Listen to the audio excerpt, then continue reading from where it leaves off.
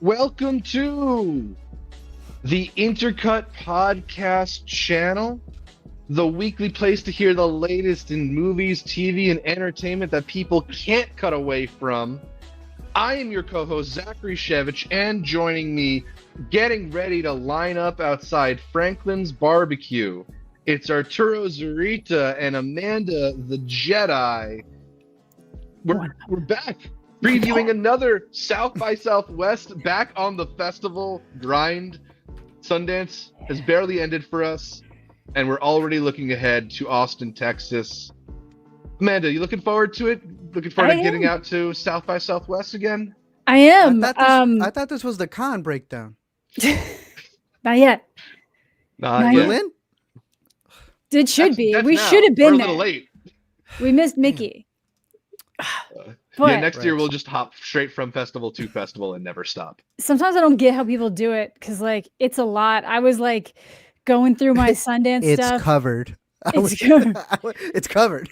It's covered. But yeah, I was getting my Sundance video ready, and then a bunch of bad things started happening last week, and I was like, it's now so close to the next one. I'm just gonna combine them because there's some overlap, a bit, but As well covered. yeah, I am really looking forward to it because, as I was just saying, when that groundhog showed his ass and said, you're getting 6 more weeks of winter, it was like, it's going to be 6 more weeks of a brutal winter, the kind of winter that makes you think, wow, wind really is going to be the thing that kills us all.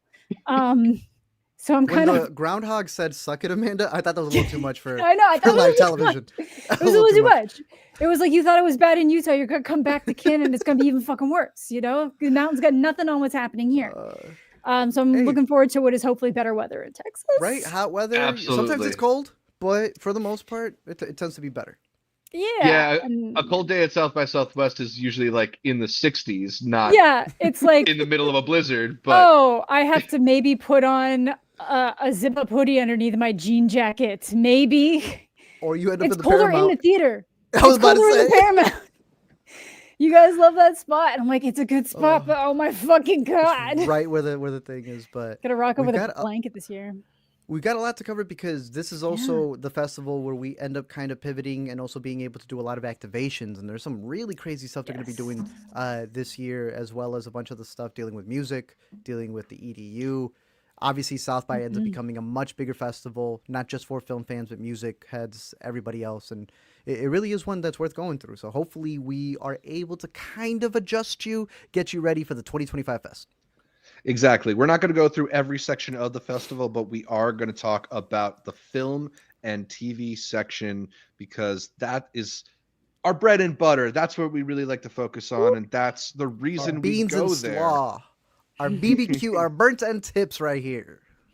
Exactly. It's the good stuff. All of the best cuts for sure. And this year is a pretty exciting selection of features and TV and shorts and stuff. So we always have a good time at South by Southwest. We'll surely have a good time again this year. We're going to get into some of our most anticipated movies from the festival.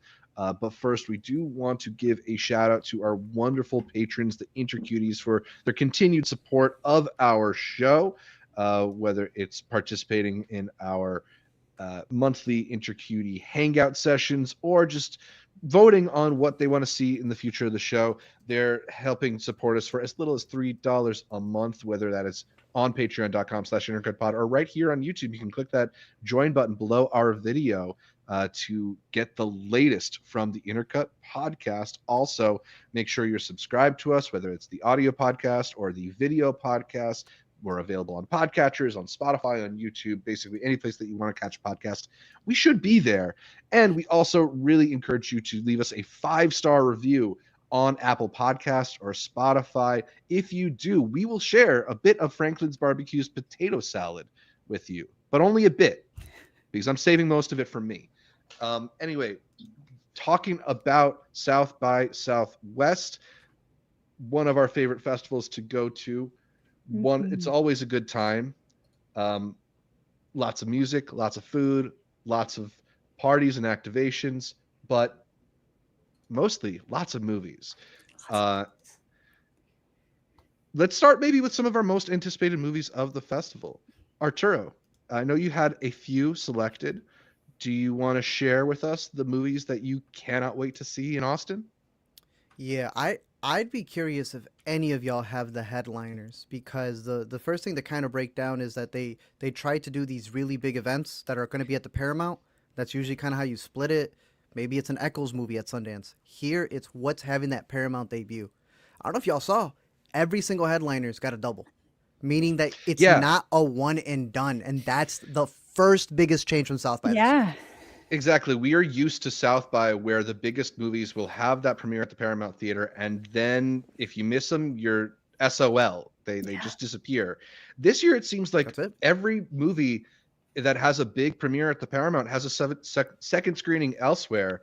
Another big Immediately, yeah. change is that those screenings are not happening at the Stateside Theater, right next to the Paramount Theater. One of the main venues we associate with South by Southwest is no longer on the roster. And it seems like they're replacing it with the Hyatt. Have you been to that Hyatt? I haven't been to that Hyatt. I have no idea what it's going to be like. No, but the year before you guys started coming, they had one at the where we go get our badges. Mm. Right. What are The the convention things called? center? The big convention center. Yeah, the big convention center, whatever it's called. In the back, they took, and kind of like the Mark, kind of like the Park Theater, put a bunch of scaffolding and whatever in there to create a venue. So imagine a ballroom, but instead of making it at the what would be right there, and it would have been like an easy loop to get there, it's going to be on the other side of the river at the massive Hyatt that they have there. Oh. It looks like a beautiful place. Fair. So I can only imagine how they're going to set it up. So it's a brand new theater. None of us have been there, but it seems like it's going to be a high capacity theater, and Cool. that sounds really cool. Yeah, I guess the It also- stateside is closed for renovations right now, Ah. which is Ooh, hey, weird. if there was ever a good reason for it, yeah. Yeah, because I was like, it's weird that you didn't plan it better, but Yes. at least it's not like we're not going to take advantage of this really conveniently located theater that's Yeah. right next to the biggest theater we run. Exactly. Yeah. We're Also, coming off because they're so Sundance, where close- we're used to them slashing theaters for That too. no discernible reason. This seems Yeah. like a discernible reason. And Yeah. Yeah, hopefully and it's it'll be they have a back next direct year. replacement. It's Right. not like we're removing, and they're adding screenings as we saw. I'm not sure how like the number of movies stack up, but like I feel like the quality's there, and like the amount of screens are still there, and they're adding screenings for big stuff. So it should be fine. Definitely, yeah. But that Hyatt being across the river will make it interesting for how we decide to plan our schedules, because that trip across the river is one of the biggest obstacles in South by. It's a schlep of sorts that can end up costing you the time you want to spend in line for your next movie. But that's one more option on the Alamo side of the river that might make scheduling Terrific, a yeah. little bit easier. Yeah. Plus, you Uh, don't have top to fives, line though. up and worry about the stateside theater. If you don't recall, that was a big issue because Paramount and Stateside are so together. You can get mixed up. The Yeah. way they close the roads, you're SOL. You were on the wrong side of where you were supposed to be. Yeah. It being closed down is going to make it a lot easier. So as long as you're getting those first screenings for the headliners, I think it should be good. None of the headliners stood out to me. I had to go immediately to the narrative spotlight section, where I thought most of the really good ones were there and were standing out. The first one was the Threesome. I think Zoe Deutsch, if there's ever someone who's going to come in with a very interesting project, know, looking right? at the log line to this, a young man's crush leads him into an unexpected threesome. What's the worst that could happen? That was one of the first to stand out. I feel like South Yeah, by is They more don't of have a the genre picture festival, there. right? Yeah, they don't have the picture there. The picture on this is just like her face in between two people, and I'm like, oh, evil Zendaya, evil Zendaya. There You you know? go.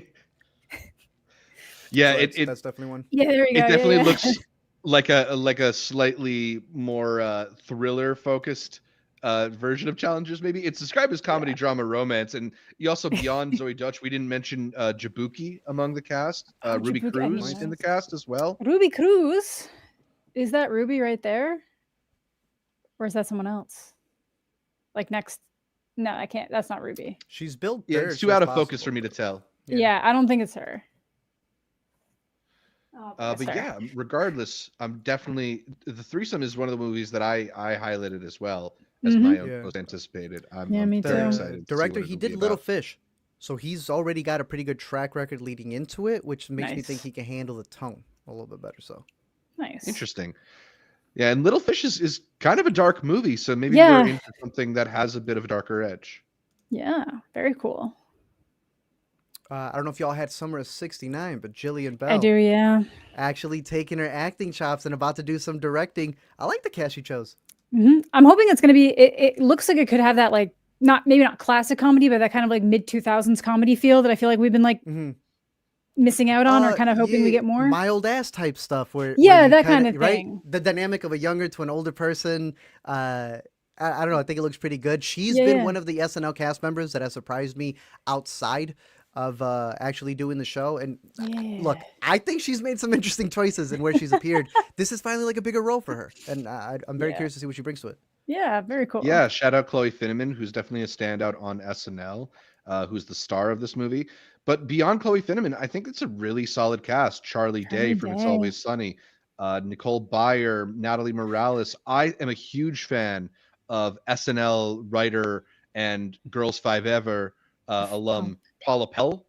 Absolutely hysterical presence on and I off can't believe you screen. just skipped over Liza Koshy of YouTube. I mean, I guess we got to give the shout out to the other YouTuber, arch Yeah. favorite. So yeah, Liza She's Koshy fun. also She's in fun. this movie. She can be pretty funny. I actually have no I think problem. she's funny in the right role. Yeah, me too. Yeah. Yeah. So yeah, Summer of Oh, '69. Natalie Morales. Yeah, Interesting. a very stacked Nice. cast. Very cool. Again, the Art, story anything is else? about a girlfriend finding out that her boyfriend's position is his favorite position is 69, so she enlists a stripper to go from 0 to 69. Yeah. So already off the bat, I think that's gonna have a real funny thing going with it. Yeah, for sure. Some of the other ones over here, let's pull it up. One More Shot coming out of Australia was one of the spotlights that was added after the fact, taking place right on New Year's in 1999, where they all start having like time travel. Every time they do a shot, you go back.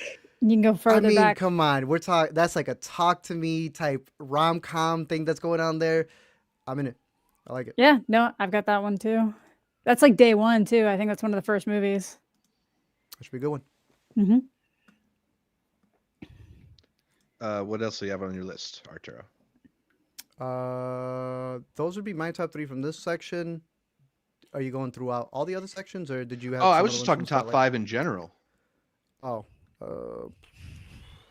let's see. I'd throw in The Rivals of Amziah King in there. I think this is going to be probably the best performances coming out of it from the bigger actors. This you can break it down because I know you really like the guy's last film. Yeah, The Rivals of Amziah King. It stars Matthew McConaughey, but I think the main reason that I'm really hyped for this one is that it is the new film from the Vast of Night director Andrew Patterson. Oh. I found The Vast of Night to be like an extremely impressive debut movie, a film that's about an alien invasion in a small town and the phone line operator and radio guy who sort of get to the bottom of it. There's something just really quaint and stripped down to this sci-fi approach, but there's these really bravura long takes in it as well. I think it's really cool. Here he's working on a whole other level with a cast that includes Matthew McConaughey, Kurt Russell, Cole Sprouse, Owen Teague, Scott Shepard, Rob Morgan, Tony Rivellori. And it's about a guy who takes care of bees or something like that. Yeah, an apiarist. Yeah. He oversees the premier honey making operation in his town when his estranged foster daughter unexpectedly returns. All right.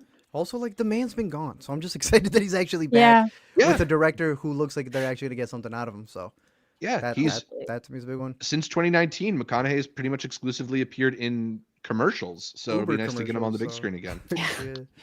One of the other ones I'll throw here, really fun pick, is Lifehack, where it's a heist movie from computer screens, in where they're trying to like do a Bitcoin heist, or crypto, I should say, and then they start getting into wrong parts of the internet. We are due another screensaver movie. We need I'm something excited. that invigorates the genre.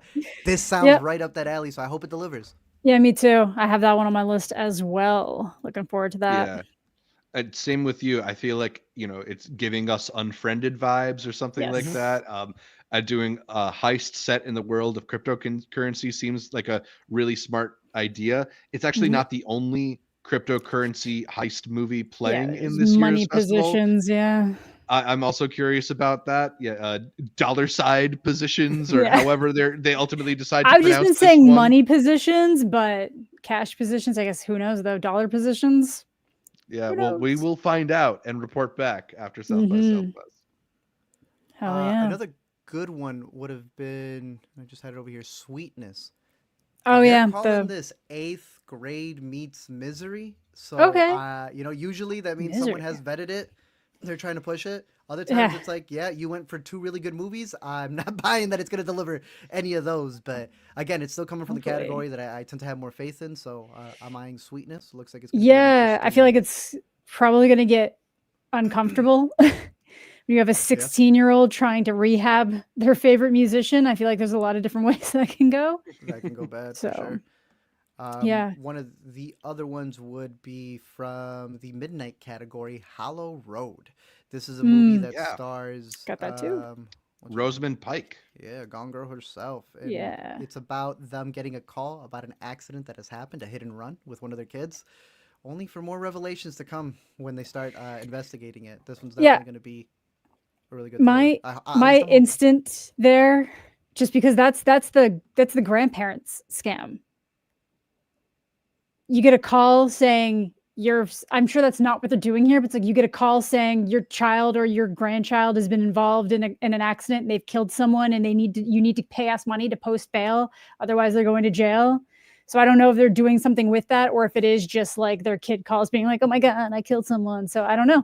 When I first read the description and I was like, grandma scheme. Yeah, that's what Thelma was. Except it was different. It was that like something had happened to him, not that he had. Yeah, that was Thelma. But I'm interested in this one too. Lauren Balf's doing the music, so it better be a big story. Like it can't be some foo-foo stuff. It's got to be something that's going to be tense and keep us on the edge. So that's what I'm definitely looking forward to. That you guys can take it away for Nirvana, the band. Yeah, the show, that one's on my list for sure. I believe you guys already said, forget whatever big premiere is happening. This is the big premiere. This is the big premiere. We got Matt Johnson back.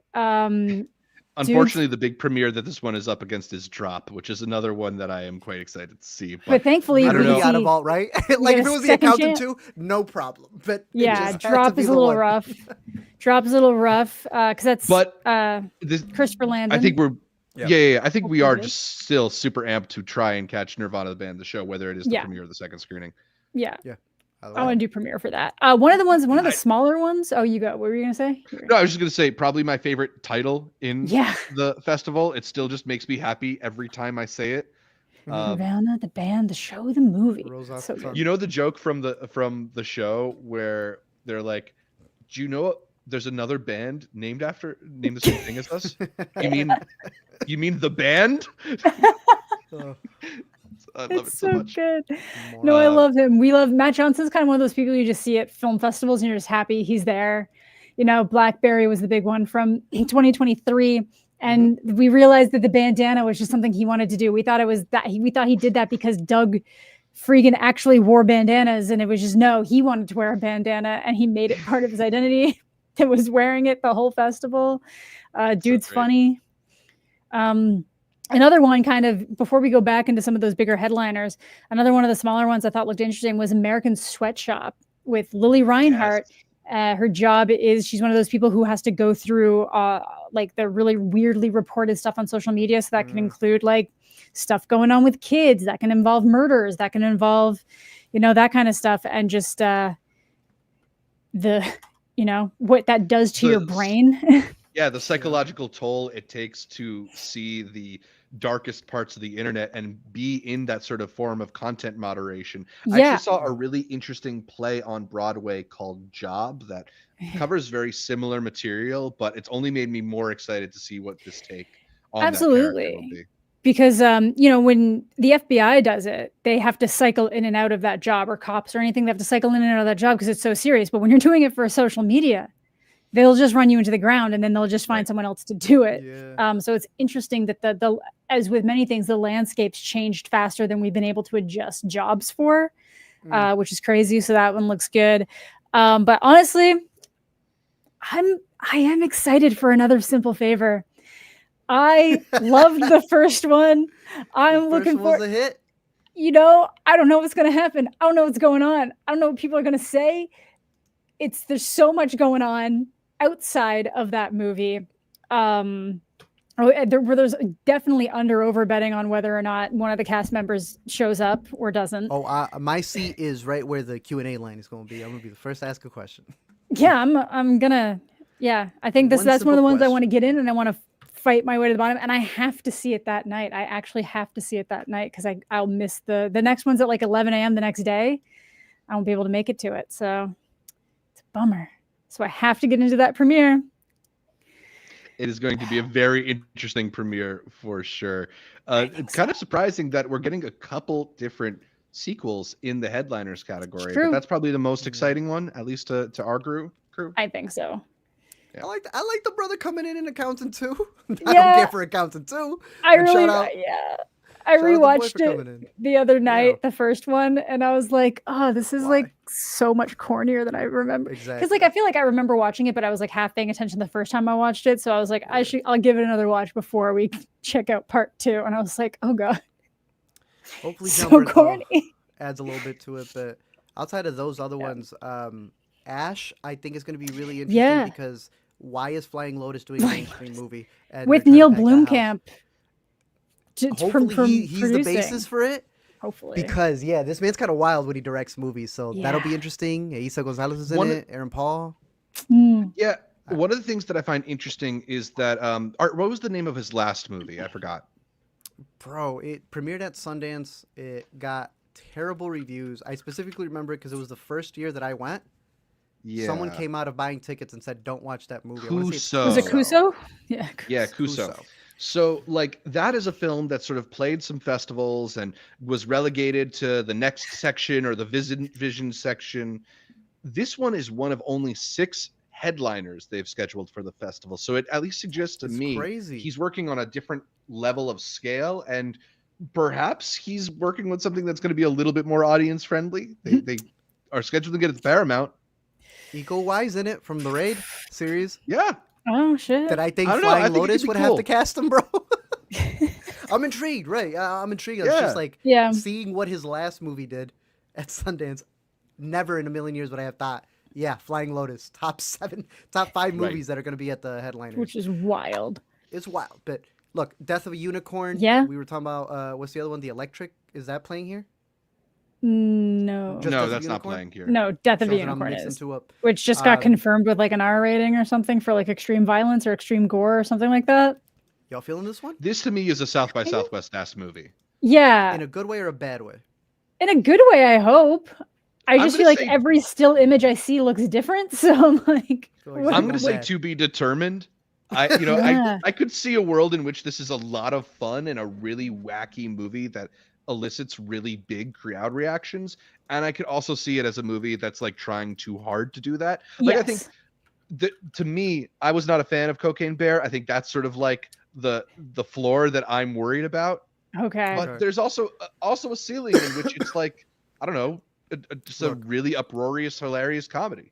It is Mimi also Cave committing. Did Fresh. Yes. Yeah. So she doesn't. Yeah, she has a good track record. So I trust. And I feel like they're willing to push the boundaries because it is saying one of the reasons why it's rated R is for violent content and gore. I had them mixed up. This is Alex Sharfman. Yes. Mimi Cave is doing Holland. My praise for Holland. Oh, yeah. My retraction for Death of a Unicorn. I stand. Probably not going to be good. I thought she was producing this, but yeah. Alex, I hope this is good. I'll be there. I'll put it to you this way. Zach was talking about this being a South by Movie. He specifically said this about their previous movie, Blow the Man Down, being a Tribeca-ass movie. So I don't know about Alex Sharfman? No, hang on. Never mind, that was someone else. Moving on to Holland, though, the one that is directed by Mimi Cave. This one has Nicole Kidman as the star, Matthew McFadyen as well. And with them having done Fresh prior, seeing what they do with, a more experienced actor, especially after Baby Girl and everything, this could be the one that stands out to me out of the headliners. Rachel Hopefully. Sennett, a favorite of the show, is also in this one. I didn't even know. This year. Oh, nice. I'm more excited now. Gael there. Gael Garcia Bernal, Jude Hill, who was from what was it? He's the kid from Belfast. Mm-hmm. Oh, Seems pretty okay. good. Taking place in Holland, Michigan, when a teacher finds out that her husband's keeping secrets. Holland is a beautiful town in Michigan too. Shout out Holland. Damn, Very nice. never town. been. I think but yeah. Holland is one that I'm particularly excited about because, as we mentioned, there are only 6 movies that are listed as headliners. 2 of them are sequels. Among what's left, Holland to me seems like the most solid, promising movie. That's I think fair. it could be really interesting, especially because almost because there isn't like a quick log line. I feel like it must be just real quality, but we'll see. Hopefully. Or it's just because they don't know what to say about it. So it could go so many Could be the ways. case too. You never know. Michael Bay's back. Amanda, do you have any more picks? Michael Bay is back? Yeah, He's directing. He's not even a headliner. For what? What is he directing? In our favorite visions category, Michael Bay is coming in for We Are Store, a thrilling, emotional parkour odyssey chronicling the 7 childhood friends who escalated and came to define this extreme Oh, it's a sport. doc. He's directing From a what doc? I know, yeah, the cinematography, if you scroll down to look at it, the cinematographers are Store. It is the group itself. Yeah. So I'm assuming that he's like planting stuff on them and everything, and it's just him piecing the whole thing together. His parkour Interesting. movie. Good for him.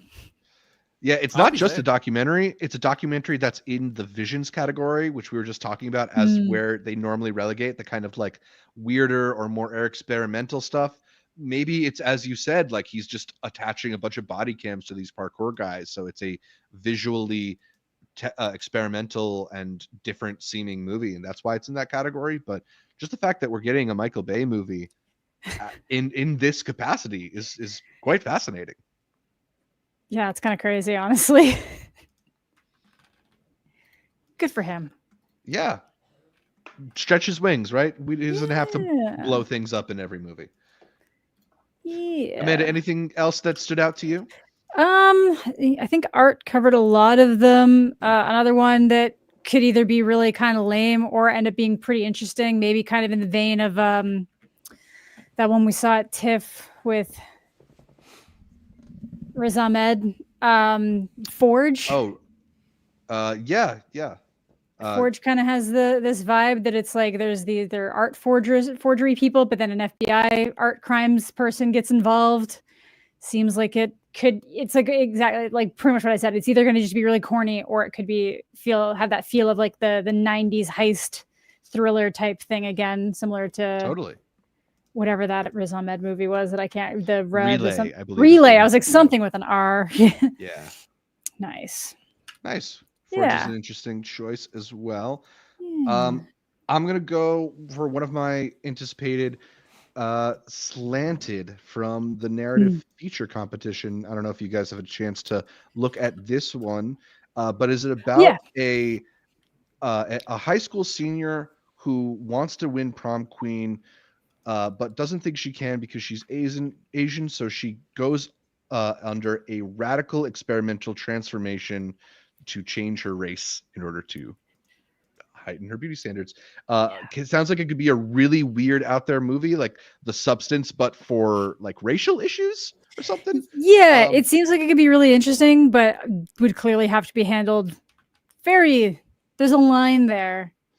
Yeah, well, I'm glad I'm not the one directing it for sure, Yes. but I'm very curious to see what the result of Amy Wong's feature is here. Same. It was also on my list. There's a documentary that I think looks quite interesting called Make It Look Real. This is in the documentary spotlight section. And it is a film that follows an intimacy coordinator as they're trying to navigate their job on a film. So there are kind of like simultaneously different things happening. There's the film that they're making within the movie, but then there's the documentary about the intimacy coordinator and her trying to handle that role. Sounds pretty promising. I think the way the description is written is really intriguing as well. And it's also just a kind of hot button subject within the world of entertainment as to intimacy coordinators and the role they play and their necessity and stuff like that. So we'll be really curious to see how that film shakes out. Nice. It's interesting. Yeah, I actually had a doc that I was interested in. It might not be, it's not flashy, but it's called Dear Tomorrow, which is kind of dealing with Japan's loneliness epidemic and then like the level of national crisis it's reached, which is unfortunately really common in a lot of those like Asian countries. So we just had Dating Game in China, which has its own reasons for that. Say. With Japan and Korea, a lot of it is just the way that their work culture is structured and the expectations people have. There's like no time for a lot of these things. So it's it's kind of just focusing apparently on 3 different individuals that are battling that isolation, and then just the ways and the resources that are available and whether or not it's enough to actually change an entire culture that's just kind of built around this and getting worse by the year. Yeah, very interesting. Yeah.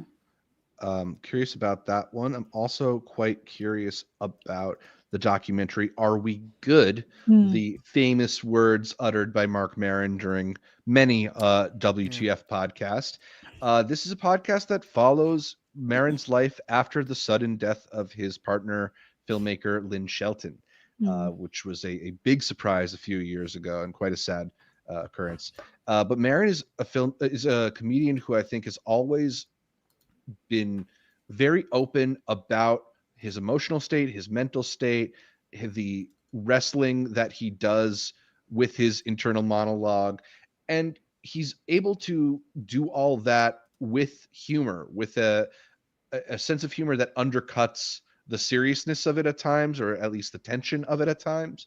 So seeing someone like him navigate this period in his life, and also a period in which he's just had a lot of interesting things happen to him on a professional level as well, I'm curious to see what the outcome is like. Maron, I think, is a really transformational figure in terms of the landscape of comedy. You know, you look at how many top comedians have gotten to where they are through their fame on podcasts, and a lot of that is attributable to his podcast. So I'm definitely curious for a deep dive on Mark Maron. Should be good. Yeah. Arturo, any other ones you want to mention? Yeah, I got my breakdown for docs. Let's see. Nice. We've got Brother versus Brother. I don't know if you saw this, but they're being inspired by what's his name's live cinema. They want to take what Megalopolis has got going for him, and they want to record it in real time. It could be garbage, but Ari Gold, I believe, is connected with the gang, so we'll see if they achieve what they're going for in that one. But outside of that, Forever We Are Young, they have a BTS documentary, and there's a lot of profiles that they're going to be making this year. I could definitely see this one being one that's going to be stacked. They have it playing at the Paramount, so you already know that they're going to have it be a pretty big deal. Yeah. On top of that one, Her is directing a movie. She's doing the makings of Curtis Mayfield. So hopefully, I think she's a multi-talented person. I'd be very curious to see how she's able to piece this one together, considering her background with music. I'd throw Selena in there, since that's going to be playing from Sundance over here in one of the festival favorites. Also getting the Paramount there. But then we get some really interesting ones. Moving on to the feature competition for the docs. The Secret of Me sounds like 3 identical strangers gone wrong again. People are finding out that they were split at birth, and it's happened to thousands of people. That one's going to be a very interesting one to see how they play it off, because 3 Identical Strangers is one that ever since I recommended that back in the day, every time someone finds it, that's like a video that people stumble upon and go like, bro, I need to tell someone this is crazy. It sounds like it's going to be up there. Right underneath that one, though, is Shuffle. This is another documentary where it's kind of looking at how rehab centers bring you in, take your money, spit you out, bring you in, take your money, spit you out. And it already looks like it's got this crazy aesthetic right there with the play on the Supreme. Yeah, the Supreme logo. This one looked this wild. Sounds like it could be South by has been doing a really good job at getting a lot of filmmakers who have no problem getting into mental health stuff in very intriguing ways. So I'm hoping this one's able to get that right there. I'm doubling up Zach's Are We Good pick and throwing in Asco in there, which is supposed to deal with like Chicano art. Have y'all read No, Now, More, Yes? No, I don't think so. If you open that one up, first of all, it's 3 exclamation points. T.W. Hansen is a blind used car salesman. He's a landlord, a film picture car coordinator living in Milwaukee, and one of his tenants began following him with a camera after he drunkenly purchased an ambulance with his boss's money. You know, sometimes something's so outrageous, it better hit. I'm hoping this one might hit. It reminds me of just a couple years ago when a bunch of people were at a secret mall apartment, and that ended up being a major hit for us. So I'm very curious on that one. And I'll wrap up my last two. There's a movie called Spreadsheet Champions about Excel spreadsheets. Yeah. And the kid in the picture is so dedicated. I just know they're going to hit us with some stuff. There was a movie at Sundance that hit us with, it's actually playing here also, with a killer spreadsheets joke. Very funny that they also seem to have the official doc on it. Just as a little, I don't know what he is. I think is he an actor in it? Yeah. So one of the actors in Hundreds of Beaver is the director of now the one we were just on. Oh, even better. Max Hay. What a better co-sign right there. There's just he was a mascot out there. Boom. Yeah. There you go. Yeah. All you need. Let me wrap it up because I know you guys will probably have some more narrative picks, but the last one is Strange Journey. They're calling it the definitive story of the Rocky Horror Picture Show. Oh, shit. So that'll be a fun one to have. Because now you get to add another midnight movie. Not just the Rocky Horror Picture Show, but maybe you could even do the doc afterwards. But looks going to be a good set. Cool. Well, while we're talking about docs, I'll bring us back to something in the feature competition, and that is Baby Doe. Yeah. I don't know if you had the chance to read the premise on this one, but it's about a woman who gave birth and abandoned her newborn in the woods. And 30 years later, cold case detectives trying to arrest her for murder and basically the ramifications of that. Sounds like a fascinating case. Could be a pretty compelling documentary as well.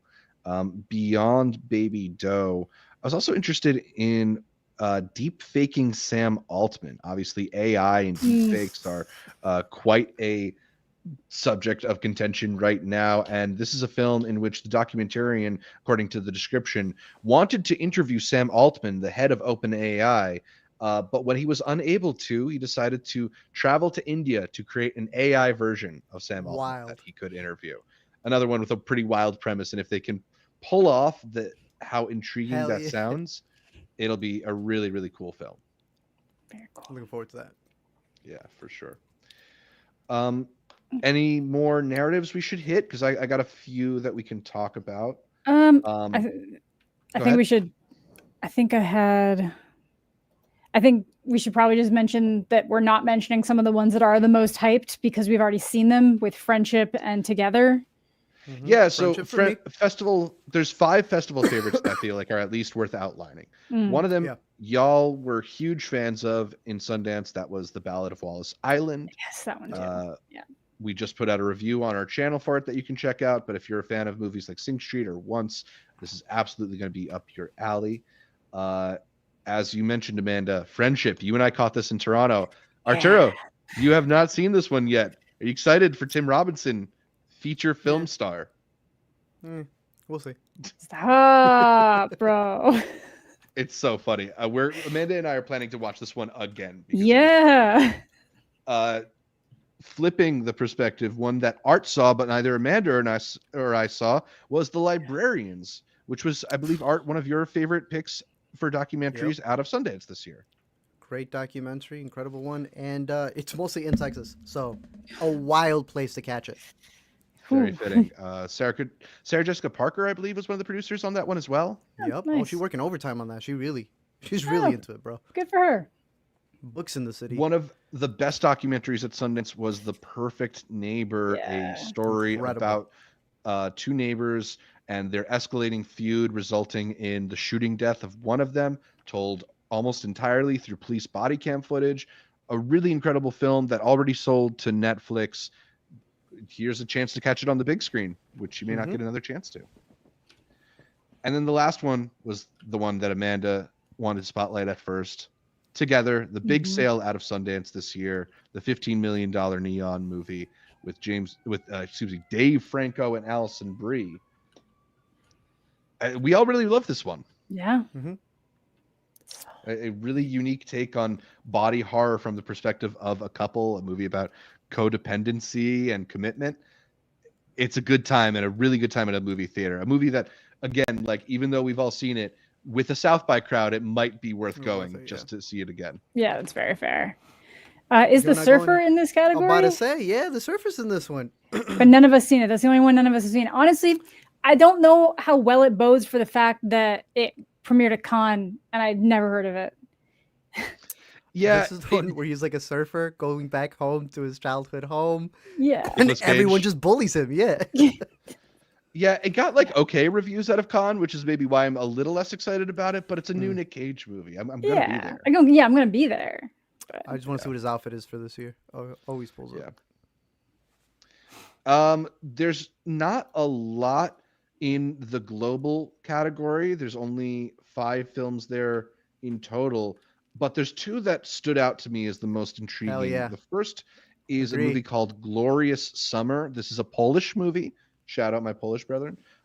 This is a movie about 3 women who exist in a endless summer where they're waited on and doted on, provided food and entertainment and a daily wellness affirmation, but they're forbidden from crossing the surrounding walls. And I don't know, it feels a little bit like, you know, whether it's elements of the platform or elements of I don't know, even like Hunger Games and stuff like that. Like there's so much dystopic corollaries here that I think it's a pretty intriguing premise for sure.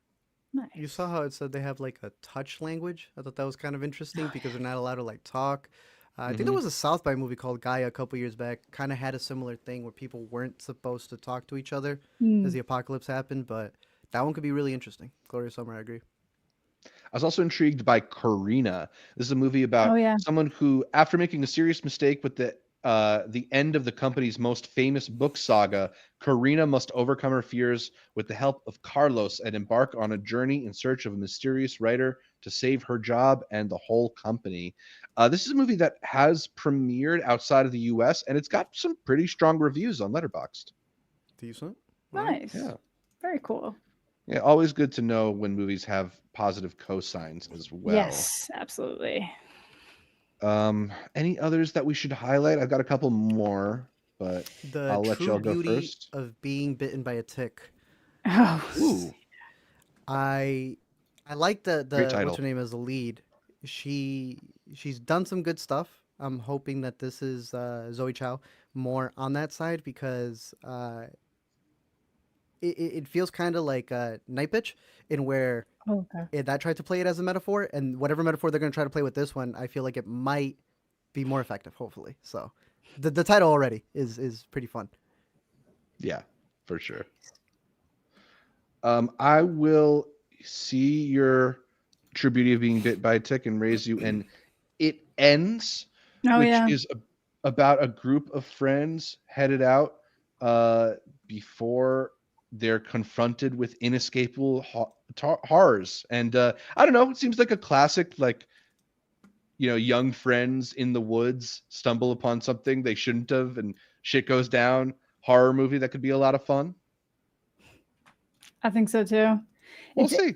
It could either be really annoying or really cool. I feel like, unfortunately, it is kind of one of those. Yeah, there's a lot of those. And I think in that category would be Good Boy. Yeah. Good Boy is a haunted house film where the main character is the family dog.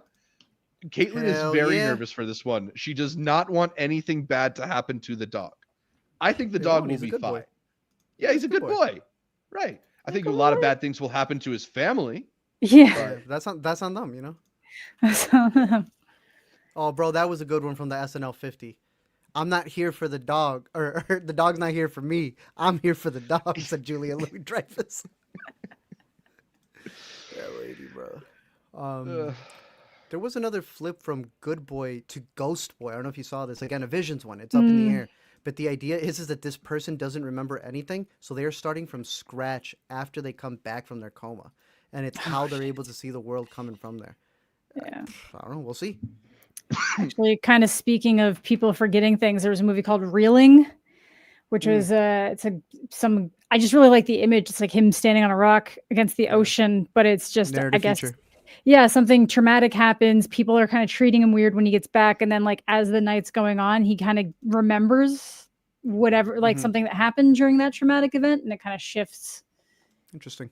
So could be good. Only 76 minutes. Brief one. Presented by Kickstarter. Interesting. Hell yeah. Yeah, they're doing the whole narrative feature competition Oh, category. Yeah, they end up yeah, doing like a okay. whole category. Movie does global and Oh, nice. Yeah. the like Cool, that. Yeah. cool. I don't know if y'all got to see The Dutchman, but I did, it's yeah, got that's on my my man list, yeah. in there. So it's what's his name, and Kate Mara as well. So I feel like that's going to be a really good back and forth that they might have there. Andre Holland. Yeah. There's two Um, Kate Mara movies in There this are. year's South There by is, The other right? one's Southwest. the Yeah. astronaut. Is the other one the Yeah, astronaut? so Yeah. the Dutchman and the Astronaut, and both of them look pretty intriguing to me. Mm-hmm. Well, I think it'd be good features to follow. There was this weird one called Mermaid. Oh, yeah. I don't know about that one. Who loses his job. He's losing custody. He's a drug addict. And then he goes out into like the middle of the water and discovers an injured mermaid.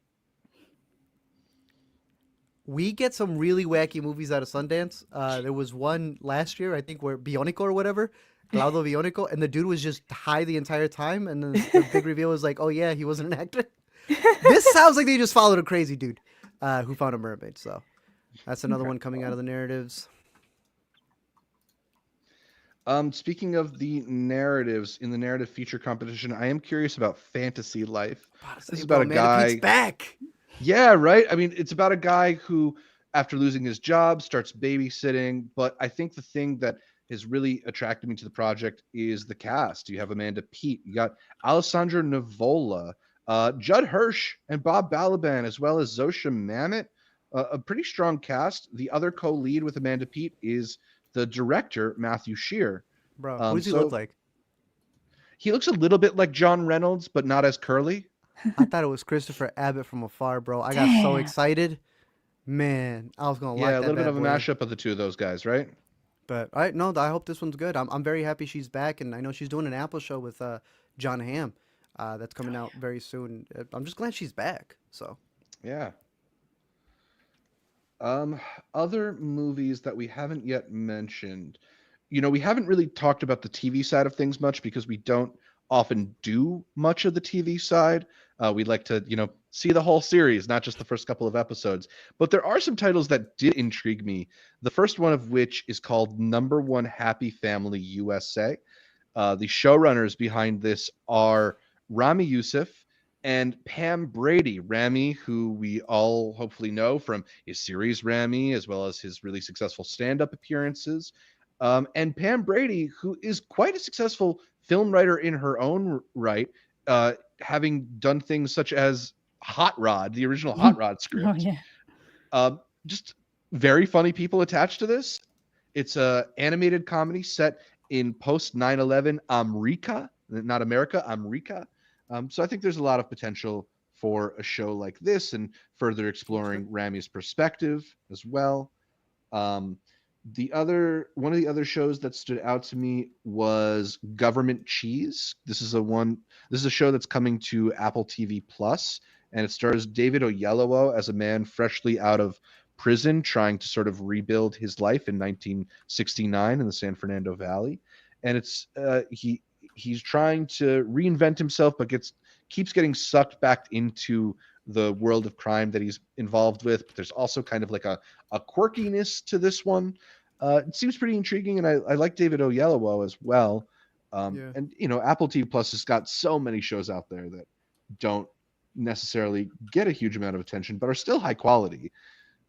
Another show that's coming to Apple TV Plus, but I think is getting a little more attention, one that I'm super excited for, one that is opening this year's South by Southwest Film and TV Festival, is The Studio, the new Evan Goldberg and Seth Rogen comedy, in which Seth Rogen plays the newly hired studio chief at an embattled movie studio.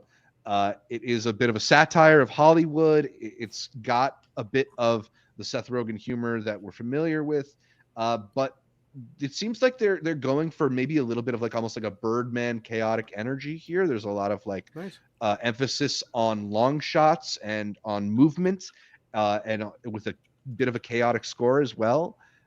I'm quite intrigued by this one. I have a feeling it's not going to be quite as good as I want it to be, but I want it to be really, really good. So I don't know.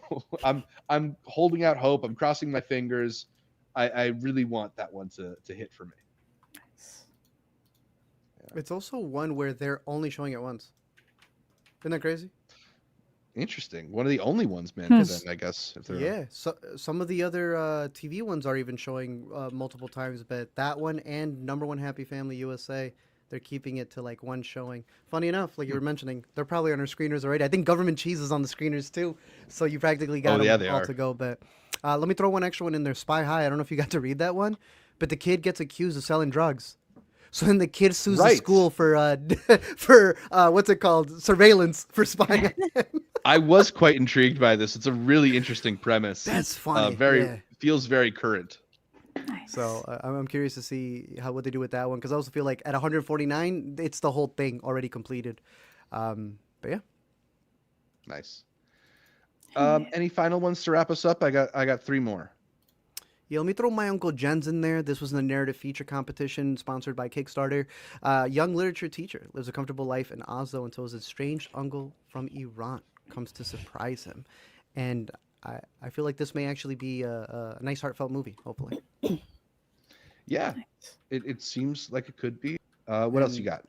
Let me give you one last goofy one here, because I read it and I thought it was so funny. Caper.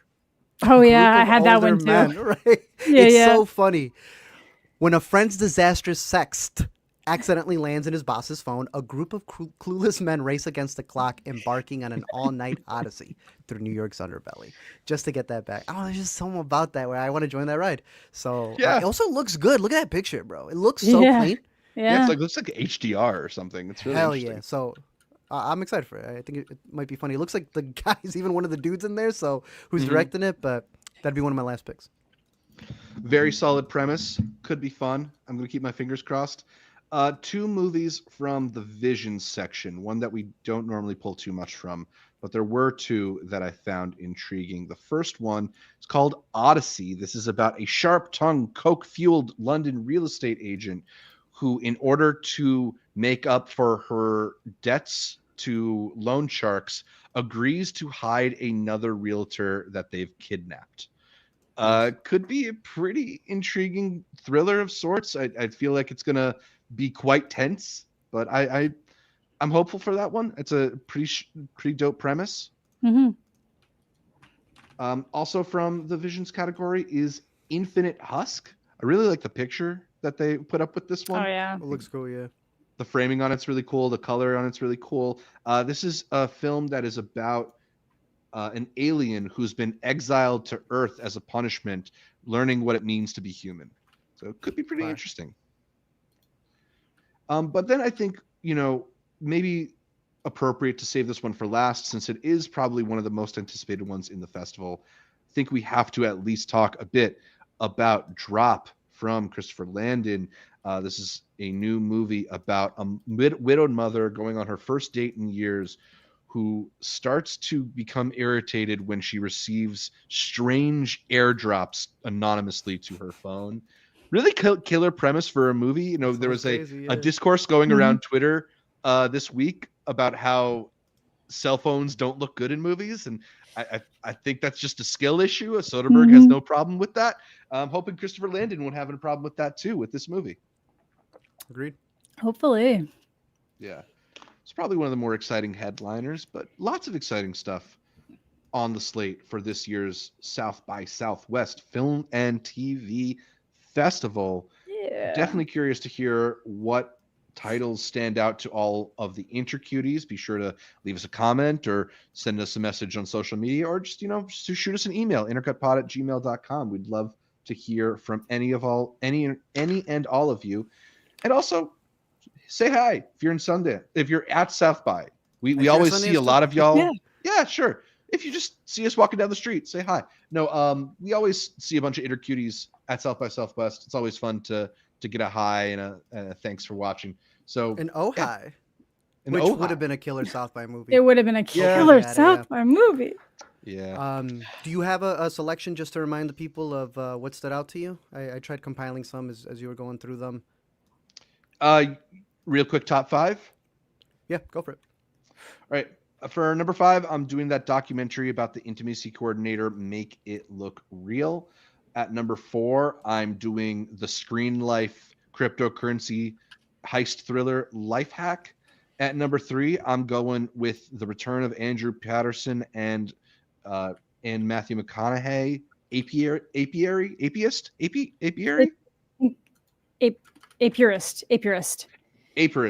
I think. The Rivals of Amziah King. It's my number 3. My number 2, I'm going with The Threesome. Great cast, intriguing premise on that one. But my number 1, I got to go with Matt Johnson. I'm super curious to see what is going on with Nirvana, the band, the show, the movie. You remember when he just showed up outside Drake's house after that shooting? Yes. Yes, I do. Amanda had also mentioned how he had the bandana at South by. Yeah. And TIFF. Yeah. In Chicago, that boy was committed. He was like Chance with the 3-cap. Yeah. Unbelievable. It's his thing. Amanda? Or do you need a minute? I'm trying not to overlap, but I guess it doesn't matter. It doesn't matter. No, you can overlap. I'll throw in another one if you need me to. So we got Nirvana, the band, the show. Again, also super excited for that. American Sweatshop was the one with Lily Reinhart, and her job is going through the really messed up stuff that gets posted to social media. Yeah, I'm excited for Another Simple Favor. I can't help myself. I'm sorry. I do think Drop's going to be good. And I'm also looking forward to, I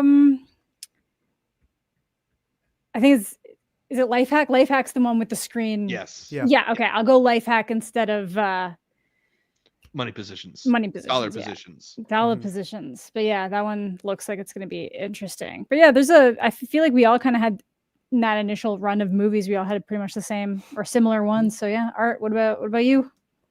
I'm going with the old guys and their sex gone wrong with Caper. Yeah. I'm hoping that Mimi Cave comes in for Holland, and that ends up being the headliner that kind of proves us as like, oh look, there's an actual like Oscar-worthy winner there. Because let's not forget, a couple years ago, Everything Everywhere All at Once won, bro. Yeah, it's true. I'm curious to see what Michael Bay has with the We Are store. I'm hoping that it's something intriguing, at least, some visceral filmmaking. I'm still excited to see The Surfer with the boy, Nicolas Cage. Now more, yes. I was intrigued. You got me over the edge right there, reminding me that it's from one of the... Yeah, Max Hay. He plays the mascot in Hundreds of Beavers. He played all 100 Beavers with their behind the scenes.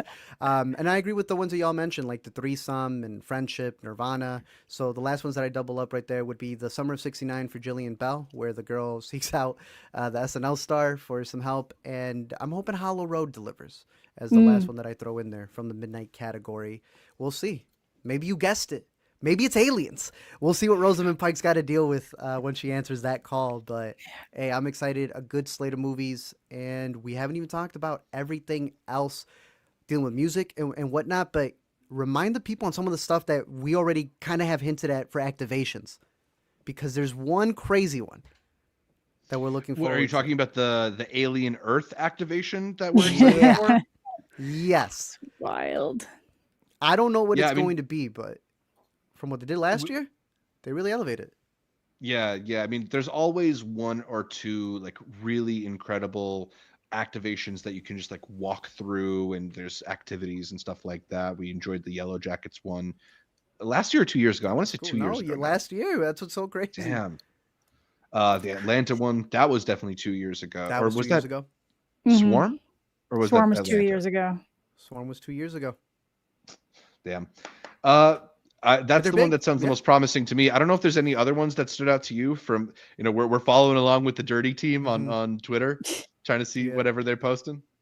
Just giving the updates on all the different things you'll be able to do at the festival, stuff that we'll try to cover, because it's also like insights on other things. They weren't playing The First Omen last year, but they were haunting us. Yeah, they really were all around South by. My God. Yeah, there'll be a lot of different stuff to cover, film, and we haven't even gotten into the XR, an entire other lineup to cover in the future for all of the AR, XR technology that's out there. But no, yeah, I'm excited. Once we get a chance to go through all those experiences, we will report back with our recap and lots of reviews throughout the festival as we did last year. So be sure to keep it tuned to Intercut for our dispatches out of South by Southwest 2025. Sag, you forgot Touch Me. Oh, shit. It's a festival favorite. Allegedly. Allegedly, Reportedly. supposedly. Yeah. Hey, you can you hear our thoughts on some of those movies that debuted at Sundance by checking out our Sundance coverage, which is live on the channel and continuing to come at you between now and South by Southwest. We've also got our Intercut Awards coming soon. There's still another day left for you to go out and vote on the Intercut Awards, so make sure to check that out and be on the lookout for that video. Lots of stuff to pay attention to, Intercut and elsewhere. You don't have to always pay attention to us. You got a full life. Go live it. I don't really care. Anything else before we wrap this up? What are you most excited to eat this year?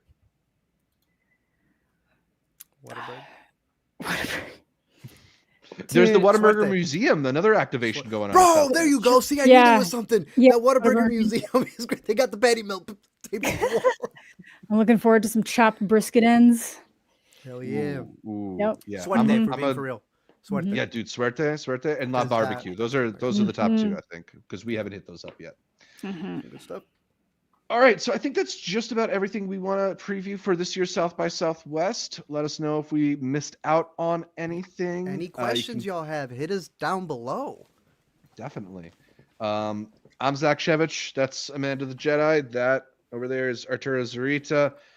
You can find more from the podcast at Intercut Pod across social media, or listen to us on podcatchers. Watch us on YouTube. Give us that 5-star review I asked for earlier. Support the podcast on Patreon or here for as little as $3 a month. Hey, check out our Discord. You can keep the conversations going throughout the week. That's also a pretty cool place that we have a link to in the description of this episode.